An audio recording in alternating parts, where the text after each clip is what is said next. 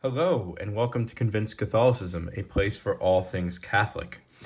Today, I'm going to be talking about how to pray the Liturgy of the Hours every day. Right? For many Catholics, well, especially priests and faithful and so on and so forth, like the ordered people, they're bound to pray the Liturgy of the Hours every day. But specifically, I'm talking about lay people. Many of them feel that it's their goal to pray the Liturgy of the Hours every day, and that would include office of readings, morning prayer, daytime prayer, evening prayer, and compline. And, that seems like a tall task. There's 4 volumes. That seems like a lot of prayer, which there's no such thing as too much prayer to God. You cannot overplease God, but that might be a lot for us in our secular world, right? So this video is specifically on the Liturgy of the Hours, the 4-volume set, and this is not a tutorial on how to pray it, more so how to get yourself praying it every day. I have been blessed that I've been able to pray it every day for a little while now, and I wanted to share some tips and advice that I have found useful. For those of you who might say, "Oh, the monastic diurnal or the Roman breviary is better," in many ways they are. I'm not going to lie, but I feel that this is the most common and most approachable for the lay faithful, and probably probably like 7 out of 10 people who are praying a breviary are praying, right? So, first of all, Liturgy of the Hours. Let me just preface by saying that you are not bound as a layperson to pray this. And I often hear, "Oh, well, the clergy expects, or the church expects the lay people to be praying the hours." Well, I mean, like, yes and no. I don't think honestly, I think most priests are probably thinking 1% of their congregation is praying the hours. And it's not because of any fault of the priest or the clergy. It's because this is not advertised. This is not told to people, right? The lay are expected to pray. They're expected to pray as much as they can, but they're not expected to pray the hours like we are expected to go to confession regularly in order to receive the Eucharist, right? So please keep that in mind, that if you're not praying the hours, you are not in any way sin or in sin or anything like that. The other thing too is this is a huge undertaking, and so is a marathon, right? A marathon is 26.2 miles.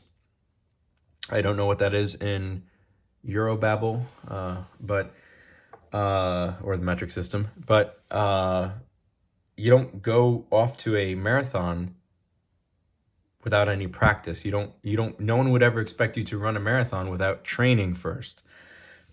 Right? And so I would suggest bite-sized prayer first, something that you can undertake. What would that entail, right? It's different for everyone. Maybe someone might want to pray every morning, evening, and night. Morning, "Lord, please help me earn my daily bread. Amen." Evening, "Lord, thank you for helping me earn my daily bread." At night, "Lord, please forgive me for all the sins I have committed, knowingly and unknowingly," etc., etc., right? And if you can get in that rhythm, then maybe it's time to move on to something else, right? I would recommend one of 2 things. You either get shorter Christian prayer, or a Magnificat, or maybe something for free on the internet. If you Google daily Catholic prayer or daily Psalms for Catholics, you should probably be able to get some sort of a resource. I know that the Laudate app has a daily prayer setting, and that is for free. The Laudate app that's available on both Android and iPhone. Laudate. Okay. Now, shorter Christian prayer is the morning, evening, and night prayer without most feasts. You'll get the principal feasts of the church through this book. Okay? And even then, maybe you want to start with just the morning office, or just the evening office, or just Compline, or night prayer, that is, right? Because, you want to get into the rhythm of praying regularly, not necessarily the entire thing at once. Something else that would be another option is the Magnificat, which is not the official prayer of the church. This is not the Liturgy of the Hours. This is an old magazine. So this is like September 2024. But this would have an emulation, I guess you could say, or an imitation of the office. It has a prayer for morning, hymn, a psalm or a canticle, a short reading, intercessions, Benedictus, or the Magnificat. It has the words of the Mass. And if you prayed the morning and evening office from this, that would probably total your prayer time for the entire day at 10 minutes. Right. The only thing I would warn against this is that this is a magazine subscription. So if you don't want these coming to your door for the rest of your life, or for the next 3 or 4 years, because you think you're going to move on, consider a different subscription size, or maybe consider getting this, or again, like an internet devotion, or maybe praying the rosary every day, right? That will get you into a routine of praying. Maybe these are too simple for you, right? Then maybe you want to move on to Christian prayer. And we'll go over the contents for Christian prayer. This is what most, well, I don't know. I've never done a survey, right? But this is what a great deal, I should say, of lay faithful use as their breviary, right? And notice that, and I'll compare it with the shorter Christian prayer.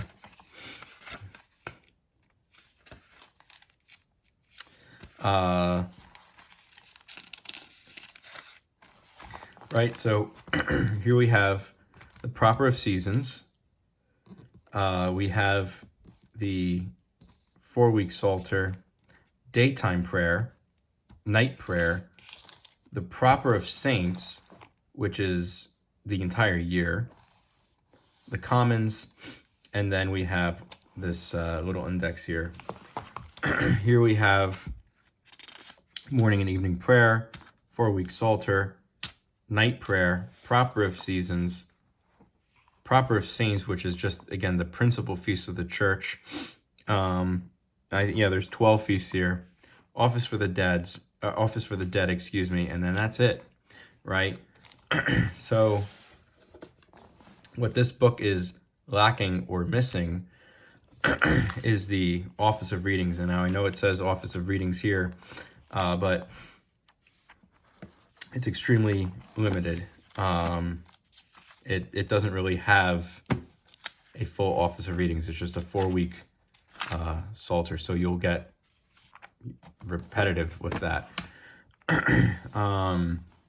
But this is very much a full 1-volume breviary, and so this you can pray morning, evening, daytime from this. Daytime, what is that? So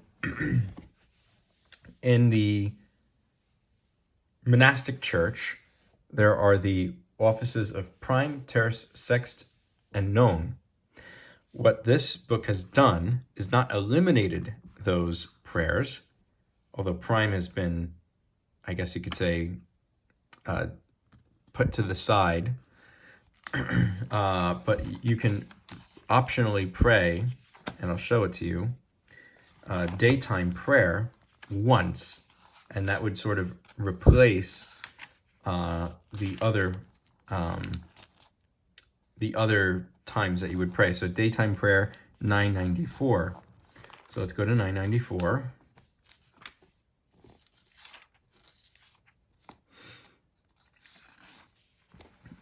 So we can see Sunday,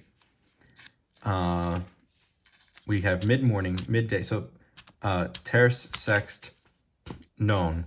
And so depending on what time of the day it is that you're praying, it would be mid-morning. You would do the readings for mid-morning, midday, or whatever, right? And then if you wanted to do terce, sext, and none, you could do it through the supplemental psalmody, or the complementary psalmody, excuse me.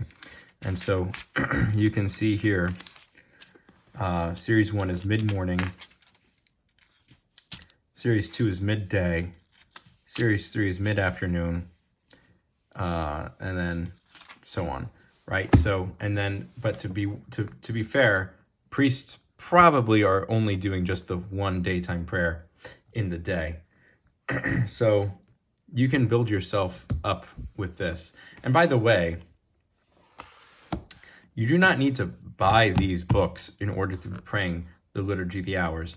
There's iBreviary on the phone. There's also divineoffice.org. And then there's the One and Done, which these are one and done, but the One and Done Universalis app. And you could be praying these through the internet.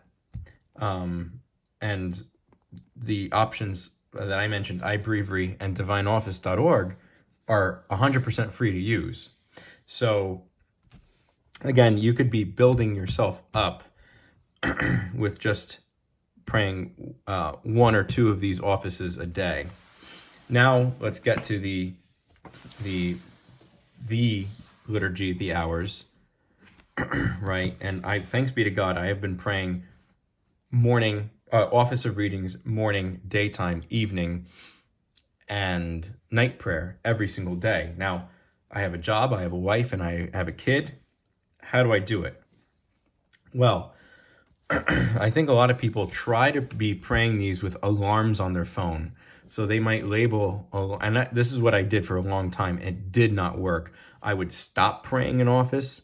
I would switch to something else, like the monastic diurnal, switch back to something, switch to a third option, like divine worship daily office or whatever, because I felt so obligated to pray it at that exact time, and it would almost never work, because the way my schedule is laid out, 7 o'clock in the morning may not necessarily always work for praying whatever the morning office, or 5 o'clock in the evening may not always work for evening prayer. Those are guidelines, right? So what I do is, there is one prayer I will always pray immediately when I wake up, and that is the Divine Office of Readings, right? So you can see here that it is ready, locked and loaded for me to go. And I will wake up, I will sit up, and I'll pray this. It'll take maybe about 10 or 15 minutes.